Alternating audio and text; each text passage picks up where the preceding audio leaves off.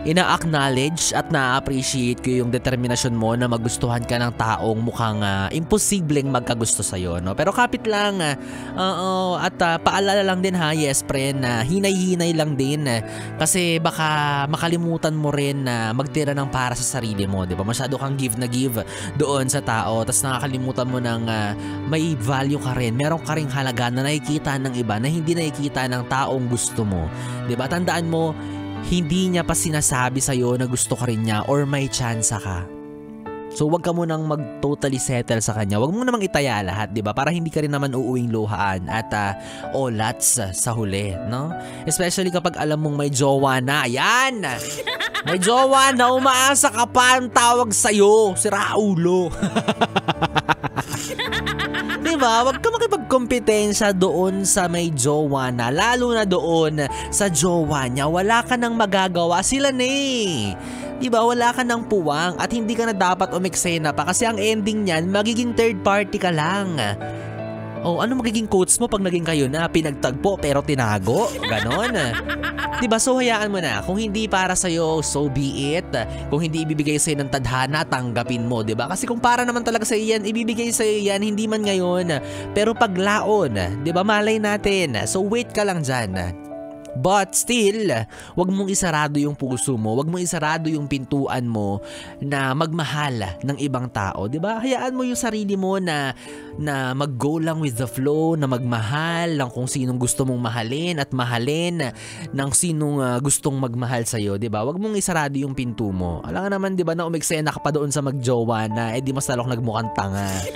Ayaw naman nating i-degrade or ibaba ng sagad-sagaran yung pagkatao at dignidad natin dahil lang sa isang tao. Like, sino ba sila? I mean, hello, tayo na to. Bakit natin sila hahabul-habulin mo tapos papaiyakin ka lang naman after nyong mag-tsuktsak.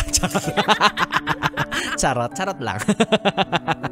So, diba, take everything smoothly, yes, friend. Yan yung paalala ko sa'yo. Huwag mong hayaan na ma-take advantage ka rin dahil lang sa nagmamahal ka. Kasi kadalasan, no, may mga ganyan talagang kaso, may mga possible cases talaga na, alam mo yun, nakikita ng isang tao na, ay, masyado siyang giyang na giyang sa akin, masyado siyang mahal na mahal ako, ganyan. Masyado niya akong gusto, i-take advantage ko nga.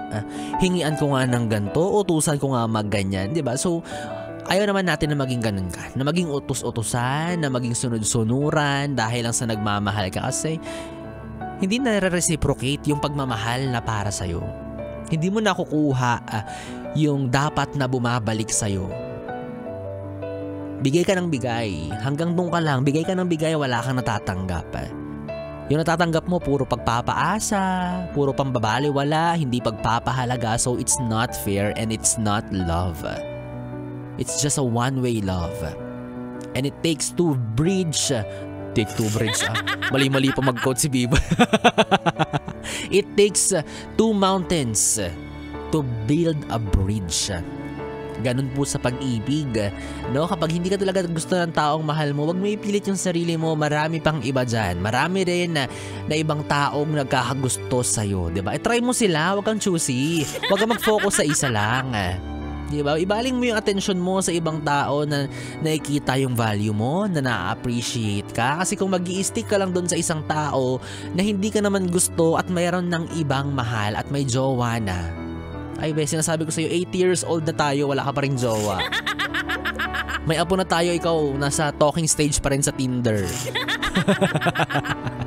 Yan, no? Just take everything smoothly. Diba? And if that happened, kung mangyari man sa'yo yung ganyan, yung nagmahal pero hindi pinahalagahan, nagmahal pero hindi na-reciprocate, tandaan mo lang that if your intention is pure pero nagawa pa rin nilang hindi ka pahalagahan, remember that you don't lose them. They lose you. Hindi po lasing si Biboy Bibo. Nakainom lang po ako ng ubod tigas na juice dyan sa loob. Nagpukpok pa kasi ako ng juice na pagkatigas-tigas. Gusto ko lang na mamapatid yung uhaw ko. Pero parang nahilo ako. Tapos yung dila ko parang umurong. Pero hindi po ako lasing. Nabubulol lang po ako dahil dun sa juice na pinamanhid yung dila ko. Kainis. Going back, yes friend, minsan you just have to admit na hindi talaga siya para sa'yo, no? Kaya i-reserve mo yung pagmamahal mo, that genuine love to someone better and more deserving. Sabi ni Jus, malasing ka na gar. Hindi gar, sakit-sakit ng ulo ko gar, nauna yung hangover sa inom. Yan yung billing ko sa'yo i-reserve mo yung pagmamahal na meron ka sa taong deserve ka, sa taong deserve mo rin mahalin, diba? Don't be stuck with that one person. Sino ba siya? Hayaan mo na siya. Kung hindi ka gusto, edi go away. Diba? Learn to walk away kapag hindi ka gusto ng taong mahal mo. Kaya kapag sinabi sa'yo niyan na ayaw niya sa'yo at hindi ka niya gusto, sabihin mo, edi don't. Juts ka naman. Juts ka naman. Bakit pinaglalaban mo dyan? Juts yung puso kasi hindi ka magawang ipagkasya doon. Ikaw talaga ang bastos mo mag-isip Wala na yes, brand kong Bibi. 3 oras na Bibi time na naman ang ating pinagsamahan. Nakapiling mo ang Bibi mo sa radyo. DJ B-Boy Bibo, ang DJ na single, ready to mingle. Basta walang label. Magkasama at magkarinigan tayo muli bukas sa parehong oras. Dito pa rin at dito ka lang sa istasyong No Problem, ang 101.1 Yes FM. Good night, Bibi. Mwah mwah. 101.1